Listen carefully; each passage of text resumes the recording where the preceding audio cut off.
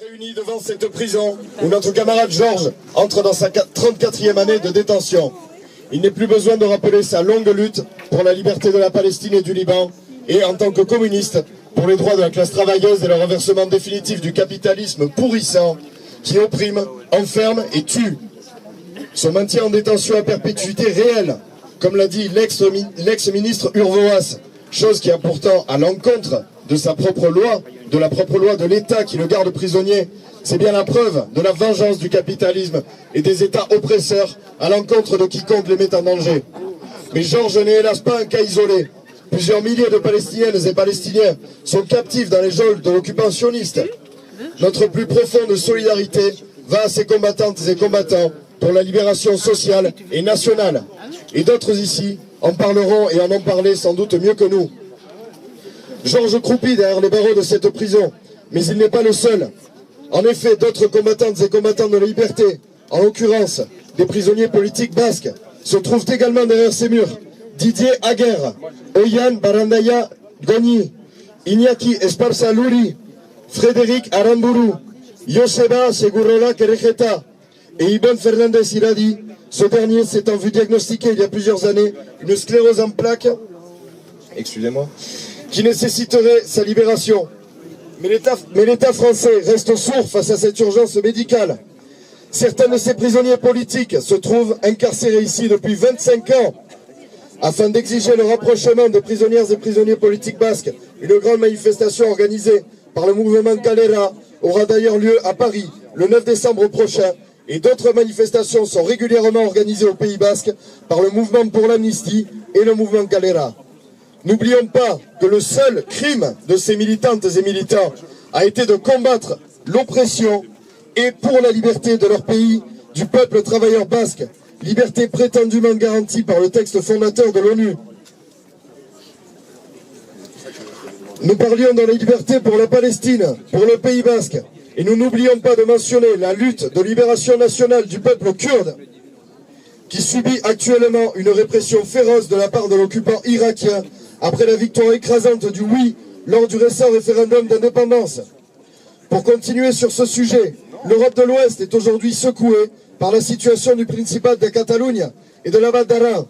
En effet, ce 1er octobre, un référendum d'indépendance a eu lieu sous une pluie de coups de matraque et de balles de caoutchouc. Malgré la violente répression qui s'est abattue sur des militantes et militants qui sont restés pacifiques dans leur protection des bureaux de vote, les suffrages de plus de 40% de la population ont pu être décomptés. Et le oui a gagné à 90%. La presse française ose nous dire que ce résultat ne serait pas légitime. Saurait-il alors nous rappeler par quel pourcentage de la population de l'Hexagone et de ses colonies le président des Français, Emmanuel Macron, a-t-il été élu? Par ailleurs, aujourd'hui, lors d'un conseil des ministres extraordinaire, le gouvernement espagnol active l'article 155 de la Constitution qui lui permet de prendre la main sur la Generalitat de Catalunya, annulant son autonomie et lui donnant les pouvoirs sur les finances, la police autonome, la télé, etc., etc. Bref, toutes les institutions dirigées par la Generalitat. La lutte pour la libération sociale et nationale, entre autres objectifs, ont toujours été dans la ligne de mire des mouvements progressistes dans le monde. C'est pour cela que nous, militants révolutionnaires occitans, avons toujours exercé notre devoir de solidarité internationaliste. Et c'est dans cette démarche que nous nous inscrivons avec les amis du Pays Basque et Euskal Herriaren Lagunak, los amics et amigues du Bascuat. Mais notre combat ne se limite pas à la solidarité avec d'autres peuples amis. Nous, Occitanes et Occitans, subissons nous aussi l'occupation de notre pays par une puissance étrangère.